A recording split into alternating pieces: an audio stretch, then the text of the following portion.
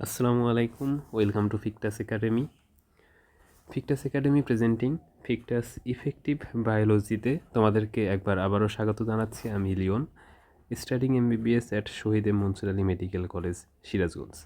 তাহলে চলো শুরুতেই তোমাদেরকে একটু এক্সপ্লেইন করি যে ফিকটাস ইফেক্টিভ বায়োলজি, এখানে যে ইফেক্টিভ টার্মটা আমরা ইউজ করতেছি এটা আসলে কেন কেন আমরা ইউজ করলাম, বা এটা ইউজ করাতে তোমাদের সুবিধাটা আসলে কী পাচ্ছ। আচ্ছা, তাহলে আমি একটু আমার পার্সোনাল স্টোরি শেয়ার করি। আমি যখন কোথাও বায়োলজি পড়তে যেতাম তখন যেটা আমার সাথে হতো, আমি যদি নিজে থেকে পড়তাম একটা বায়োলজিতে, ধরো একটা চ্যাপ্টারে আমি 10টা ওয়ার্ড পড়ে চ্যাপ্টারটাকে শেষ করতাম, বা একটা চ্যাপ্টার থেকে আমি পরীক্ষায় ভালো করার জন্য 10টা ওয়ার্ড মনে রাখতাম। কিন্তু আমি যখন কোথাও বায়োলজি পড়তে যেতাম তখন সেই 10টা ওয়ার্ডকেই মনে রাখানোর জন্য আমার উপর চাপিয়ে দেওয়া হতো আরও আলাদা 100টা ওয়ার্ড, এই মর্মে যে এগুলো বোঝার জন্য এগুলো ইম্পর্টেন্ট। এখন হ্যাঁ, কিছুটা সুবিধা তো হইতো বুঝতে, কিন্তু যখন আমাকে এই 100টা আর 110টা মোটে 110টা ওয়ার্ড মনে রাখা লাগতো, তখন আসলে এটা আমার জন্য ইম্পসিবল ছিল। আমি সেভাবে আসলে এগুলো মনে রাখতে পারতাম না, যে কারণে আমি ভেবেছি যে আসলে আমার মতো আরও অনেককে আমি পেয়েছি যারা আসলে বায়োলজিকে একটু কম পড়ে ভালো করতে চায়, আর আসলে এটা পসিবল, যেটা আমি বুঝতে পেরেছি। তো এই যে আমি যে 10টা ওয়ার্ড, আমি 100টার জায়গায় 10টা ওয়ার্ড পড়েও ভালো করতাম, বা আমি এখন মেডিকেলে পড়াশোনা করতেছি, তো যতটুকু দরকার অতটুকু ভালো আমি মনে করি করতে পারছি বায়োলজিতে। তো এই 10টা ওয়ার্ড যে আমি একদম না বুঝে পড়তাম তা তো না, আমার এই 10টা ওয়ার্ডের মধ্যেও তো কিছু ইন্টারকানেকশন থাকতো। আমি চাইতেছি আমাদের যে এই সিরিজ ইফেক্টিভ বায়োলজিতে সেই ইন্টারকানেকশনগুলো স্টুডেন্টদেরকে দেখিয়ে খুব সহজে বায়োলজিটাতে প্রিপারেশনটা সম্পন্ন করা। যেমন দেখো এটা কীভাবে ইফেক্টিভ হলো। যেমন 1 নম্বর পয়েন্টে আমি বলতেছি যে এখানে অপ্রয়োজনীয় জিনিস বাদ দেওয়া হয়েছে, যেই কারণে এটা তোমাদের কাছে সহজ মনে হবে, আর যতটুকু বোঝা দরকার শুধু ততটুকুই এখানে বোঝানো হচ্ছে, যে কারণে জিনিসটা তোমাদের জন্য পরিমাণে কম হবে, মনে রাখতে সহজ হবে, এবং বোঝার জিনিসগুলো তো আমি বুঝিয়ে দিচ্ছি। তো আশা করি তোমরা এই আমাদের বায়োলজি ইফেক্টিভ বায়োলজির সিরিজটা অনেক এনজয় করবে, পড়াশোনাটা তোমাদের জন্য সহজ মনে হবে। ঠিক আছে, চলো আমরা তাহলে শুরু করি। আচ্ছা, আমরা শুরুতেই দেখতে চাচ্ছিলাম যে কোষ বিভাজন চ্যাপ্টারটা, তোমাদের এসএসসি বায়োলজি এর 3য় চ্যাপ্টার কোষ বিভাজন। আমরা 3টা কিওয়ার্ড দ্বারা চ্যাপ্টারটাকে বোঝার চেষ্টা করব। একটা হচ্ছে কোষ বিভাজন কী, কোষ বিভাজন কেন, এবং কোষ বিভাজন কিভাবে হয়। এই তিনটা মোটা দাগে এই 3টা জিনিস আমরা জানার চেষ্টা করব। আচ্ছা, তাহলে প্রথমেই আমরা দেখি কোষ বিভাজন কী। কোষ বিভাজন যেমনটা চিত্রে দেখতে পাচ্ছ, যে প্রথমত একটা কোষ ছিল, তারপর সেই কোষটি জৈবিক প্রক্রিয়ায় মাঝখান থেকে ডিভাইডেড হয়ে 2টা কোষে পরিণত হইল। প্রথমত একটা কোষ ছিল, সে একটা কোষ থেকে 2টা কোষ তৈরি হইল। মূলত এই ঘটনাটাই হচ্ছে কোষ বিভাজন। আচ্ছা, তাহলে আমরা সংক্ষেপে এখানে লিখে রেখেছি, কোষ বিভাজন হচ্ছে একটি কোষ থেকে একাধিক কোষ সৃষ্টি হওয়ার প্রক্রিয়া, এটাই হচ্ছে কোষ বিভাজন। আচ্ছা, এখন আমরা জানার চেষ্টা করব যে এই কোষ বিভাজন আসলে কেন দরকারি। কোষ বিভাজন আসলে কেন দরকারি, তাহলে দেখো প্রথমত আমরা এটা জানবো, তারপর এটা বোঝার চেষ্টা করব। তাহলে চলো আমরা আগে জানি। কোষ বিভাজন দরকার হচ্ছে জীবের বৃদ্ধি ও বিকাশের জন্য, ক্ষত স্থান পূরণের জন্য, এবং বংশ বিস্তার বা জননের জন্য। এখন আমরা এই 3টা পয়েন্ট জানলাম যে কোষ বিভাজন এই জন্য দরকার। এখন আমরা 3টা পয়েন্ট একটু বোঝার চেষ্টা করব, যে জীবের বৃদ্ধি ও বিকাশ বলতে কী বোঝানো হচ্ছে। তোমরা এই পাশের চিত্রে খেয়াল করো, একটা নবজাতক শিশু যে কিনা বয়স বৃদ্ধির সাথে সাথে এইভাবে একজন বড় বা অ্যাডাল্ট পার্সনে পরিণত হয়। এখন আমরা যদি একটা নবজাতক শিশু অথবা একটা 5-6 মাস বয়স্ক শিশুর কথা চিন্তা করি, যার কিনা বডি ওয়েট হচ্ছে 5 কেজি এর মতো, আর একজন প্রাপ্তবয়স্ক মানুষের ওজন 60 কেজি এর মতো। এখন আমরা দেখতে পারলাম এখানে ওজনের একটা বৃদ্ধি ঘটেছে। এখন আমরা একটু প্রশ্ন করতে চাই তোমাদেরকে যে আসলে কত গুণ বৃদ্ধি হইল ওজনের। তাহলে আমরা ইজিলি বের করতে পারি 60/5, তাহলে হচ্ছে 12। এখন কথা হচ্ছে যে এই বৃদ্ধিটা কিভাবে হলো, আমাদের এটা একটু চিন্তা করতে হবে। যে এই শিশুর যে দেহে শুরুতে আমরা যদি ধরি 100টা সেল ছিল, ছোটো ছোটো 100টা সেল, তাহলে কি এরা শুধু আকারে বড় হয়ে বড় বড় 100টা সেলে পরিণত হয়েছে? অ্যান্সার হচ্ছে না। কোষগুলো এই তো ওপরের প্রক্রিয়ায় এইভাবে বিভাজিত হয়েছে। একটা কোষ 2টা হয়েছে, 2টা কোষ 4টা, 4টা কোষ 8টা। এইভাবে 5 কেজি বাচ্চাতে যদি 100টা সেল থেকে থাকতো, তাহলে সেটা বড় হওয়ার পর 12 গুণ হয়েছে, অর্থাৎ অলমোস্ট 1200টা সেল এখানে তৈরি হয়েছে, যেই কারণে আমরা ধরে নিতে পারি যে একটা শিশুর দৈহিক আকার বৃদ্ধি পেয়েছে।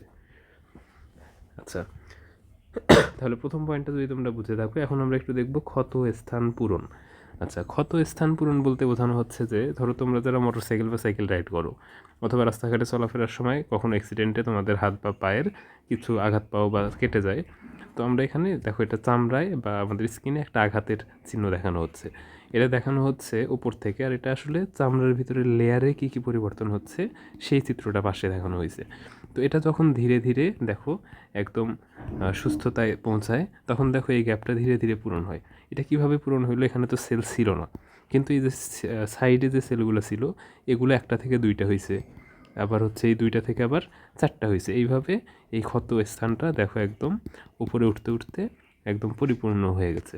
তাহলে এখানেও একটা সেল ডিভিশন বা কোষ বিভাজন আমরা দেখতে পেলাম। তাহলে এখানে আমরা এক ধরনের কোষ বিভাজন দেখেছিলাম, এখানেও একটা কোষ বিভাজন দেখেছিলাম। এখন আরেক ধরনের কোষ বিভাজন, সেটা হচ্ছে বংশবিস্তার বা জনন। আচ্ছা, এখানেও দেখো একটা মা এবং বাবা থেকে একটা শিশুর জন্ম হয়। তাহলে এখানেও দেখো দুইটা মানুষ থেকে তৃতীয় একজন মানুষ চলে আসতেছে, তার মানে এখানে অবশ্যই কোনো না কোনো এক ধরনের কোষ বিভাজন হয়েছে। তো এটাও হচ্ছে একটা দরকার যে কারণে কোষ বিভাজন হয়। তাহলে আমরা পেলাম কোষ বিভাজন কেন দরকারি: জীবের বৃদ্ধি, বিকাশ, ক্ষতস্থান পূরণ এবং জনন, এই কারণে কোষ বিভাজন হওয়াটা আসলে দরকারি। আচ্ছা, একটু আগে আমরা যেহেতু দেখলাম এই তিনটা কাজ আমরা জানলাম এবং বুঝলাম যেখানে কোষ বিভাজনের আসলে প্রয়োজন পড়ে। এখন কথা হচ্ছে যে বিভিন্ন প্রয়োজনে কোষের যে বিভাজন ঘটে সেগুলোর ধরন কিন্তু মোটেও একরকম নয়। এটা খুবই অবভিয়াস একটা কথা, কারণ বিভিন্ন প্রয়োজনে কোষগুলো বিভাজন হচ্ছে, তো সেখানে তাদের ধরনটা এক হওয়া তো উচিতই না, কারণ পারপাস যেখানে আলাদা সেখানে পদ্ধতিও আলাদা হয় স্বাভাবিক। আচ্ছা, সেই অনুযায়ী কোষ বিভাজনকে দেখো তিনটি ভাগে ভাগ করা যায়। তাহলে আমরা দেখলাম, প্রথমত জানলাম কোষ কাকে বলে, তারপর আমরা দেখলাম কোষের দরকার মানে কোষ বিভাজন কাকে বলে, কোষ বিভাজনের দরকারটা কী, তারপর আমরা দেখতেছি যে কোষ বিভাজনটা আসলে কতভাবে হওয়া উচিত। সেটা হচ্ছে দেখো বিভিন্ন প্রকার কোষ বিভাজনের মধ্যে আছে তিনটা: অ্যামাইটোসিস, মাইটোসিস, মিওসিস। এখন আমরা অলরেডি যে কয়েকটা উদাহরণ দেখলাম সেগুলোর সাথে আমরা মিলিয়ে দেখি যে কোনটাকে আমরা কোনটা বলতেছি। যেমন দেখো একটা নবজাতক শিশুর যে বেড়ে ওঠা, এই যে এখানে যে ধরনের কোষ বিভাজনটা হয় সেটাকে নামকরণ করা হচ্ছে মাইটোসিস কোষ বিভাজন। আচ্ছা, এখন আমরা উপরে সংক্ষেপে তোমাদেরকে জননের বিষয়টা বলছিলাম যে জননে কোষ বিভাজন লাগে। এখন একটু তোমাদেরকে বিস্তারিত বলার চেষ্টা করব যে কিভাবে জননে কোষ বিভাজনটা আসলে দরকার হয়। এখন তোমরা একটু সিম্পলি চিন্তা করো, এই তো আমরা জানি যে বাবা মা থেকে সন্তানের জন্ম হয়। এখন বাবা আর মাকে আমরা যদি ফিউজ করে দিই, সোজাসুজি সরল যোগ, যেমন 2+2=4, যদি এই পদ্ধতিতে এই কোষ বিভাজনটা হইতো তাহলে কি হইতো? দেখো, একটা মানুষের একটা মাথা, কিন্তু দুইজন মানুষের দুইটা মাথা। তাহলে যে সন্তানটা জন্মগ্রহণ করতো তার দেখো দুইটা মাথা, চারটা হাত, চারটা পা হওয়ার কথা ছিল। তাহলে একটা স্বাভাবিক মানুষ যদি আমরা এরকম মানুষ পাইতে চাই, তাহলে কি হওয়া উচিত? উচিত হচ্ছে প্রথমত যে স্বাভাবিক মানুষটা একজন ছিল তাকে যদি অর্ধেক করে নেওয়া হয়, বাবাকে, তারপর মাকেও যদি অর্ধেক করে নেওয়া হয়, তারপর সেই অর্ধেক দুইটাকে আমরা যদি একখানে করি, তাহলে আমরা একটা বাবা মায়ের অনুরূপ একটা সন্তান পাবো। আর এই যে জিনিসটা যেটা এখানে বোঝানো হলো সেটা হচ্ছে প্রজাতি, অর্থাৎ সমপ্রজাতির জীবগুলো সমপ্রজাতিরই হবে। তার জন্য দেখো এই যে মাঝখানে অর্ধেক হওয়াটা অনেক ইম্পর্টেন্ট।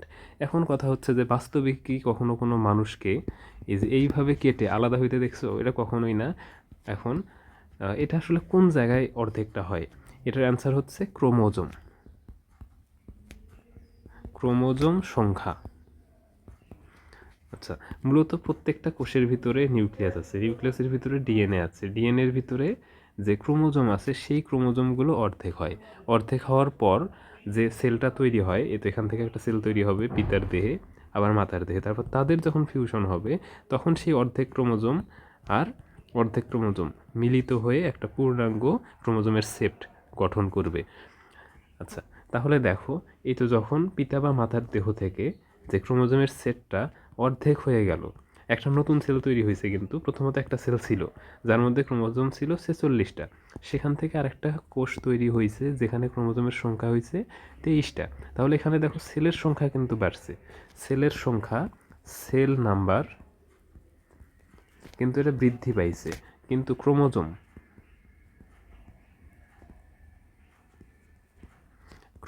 যে নাম্বারটা সেটা কিন্তু হ্রাস পাইছে। তাহলে এই যে ক্যারেক্টারিস্টিকটা, এটা দেখানোর জন্য কোষের যে বিভাজনটা ঘটবে সেটার ধরন তো অবশ্যই ওই যে দৈহিক বৃদ্ধির থেকে আলাদা হইতে হবে, এমনকি তাই হয়েছে।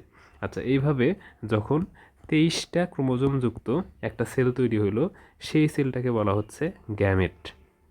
তোমাদের বইয়ে বা তোমাদের লেভেলে, এসএসসি লেভেলে গ্যামেট এবং জাইগোট অর্থটা তোমরা অনেকেই বুঝতে হিমশিম খাও। তাহলে খেয়াল করে দেখো, এই যে এই প্রসেসটা, এটা একটা নর্মাল প্রসেস, তোমরা বুঝতেই পারতেছো যে 2 মাথা 4 হাত 4 পাওয়ালা মানুষ তো হওয়া পসিবল না, হওয়া উচিত না। তো এটা হওয়ার জন্য প্রথমত বাবা বা মায়ের যে সেলগুলো বা সেলের যে কম্পার্টমেন্টটা এই বৈশিষ্ট্যগুলোকে নিয়ন্ত্রণ করে, তার প্রথমত অর্ধেক হওয়া জরুরি। তাহলে সে যখন অর্ধেক হবে, ঠিক অর্ধেক যখন হবে, সেই সেলটাকে আমরা বলবো গ্যামেট। আশা করি তোমরা জিনিসটা বুঝতে পেরেছো।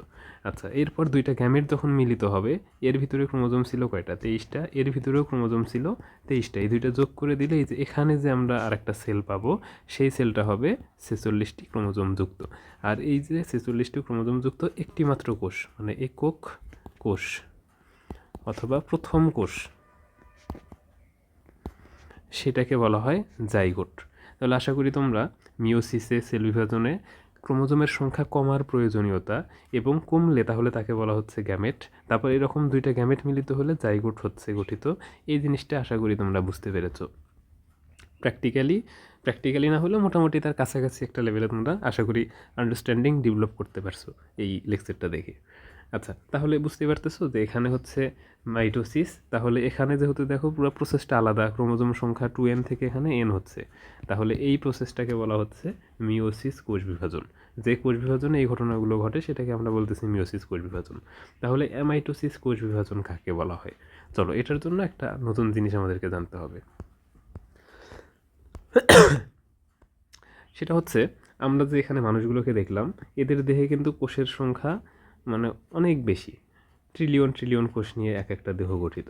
কিন্তু বাস্তবে এমনও অনেক জীব আছে যাদের দেহ একটা মাত্র কোষ নিয়ে গঠিত, যেমন অ্যামিবা, ব্যাকটেরিয়া, ইস্ট। এগুলা কিন্তু, এই যেগুলো এখানে দেখতে পারতেছো, এই সবগুলা কিন্তু একটা জীব, একই সাথে একটা জীব, একই সাথে একটা সেল, মানে এগুলো হচ্ছে সেলুলার অর্গানিজম বা এককোষী জীব, একটা সেল একটা জীব। এখন প্রশ্ন হচ্ছে যে অ্যামাইটোসিস পদ্ধতি বা যে কোনো পদ্ধতিতে এই কোষের যদি বিভাজন ঘটে, তাহলে এর কি দেহ বড় হবে? এর দেহ কি আকারে বৃদ্ধি পাবে? অবশ্যই পাবে না। এর কারণ এর দেহ তো গঠিতই একটা সেল নিয়ে। যদি একটা সেল থেকে কোনোভাবে 2টা সেল তৈরি হয়, তাহলে তো এর একদম এটা বংশবৃদ্ধি হয়ে গেল বা জনন হয়ে গেল। তাহলে এই জাতীয় এককোষী জীবগুলোর কিন্তু আলাদা করে কোনো জনন অঙ্গ থাকার প্রয়োজন নাই, জননের জন্য আলাদা কোনো কোষ বিভাজনের পদ্ধতিরও প্রয়োজন নাই। এরা শুধুমাত্র একটা কোষ থেকে 2টা কোষে পরিণত হলেই 2টা জীবে পরিণত হয়ে যায়। তাহলে এদের ক্ষেত্রে কোষ বিভাজনটা যে হয় সেটা অনেক সহজ এবং সরল পদ্ধতিতে হয়।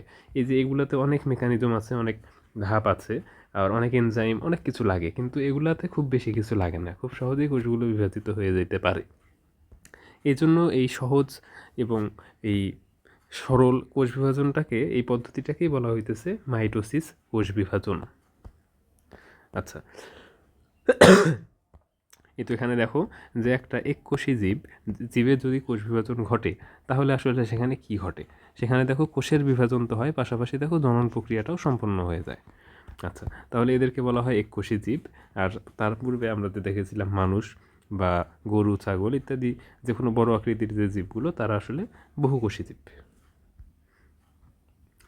আচ্ছা, তাহলে আশা করি তোমরা বুঝতে পেরেছ।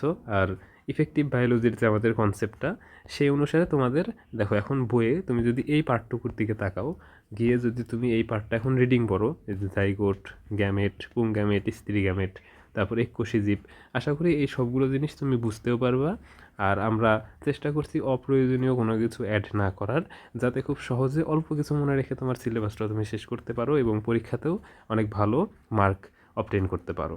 আচ্ছা, আশা করি আমাদের ক্লাসটা তোমাদের ভালো লেগেছে। তোমরা যদি এরকম ক্লাস আরও চাও তাহলে অবশ্যই আমাদেরকে জানাতে ভুলবে না।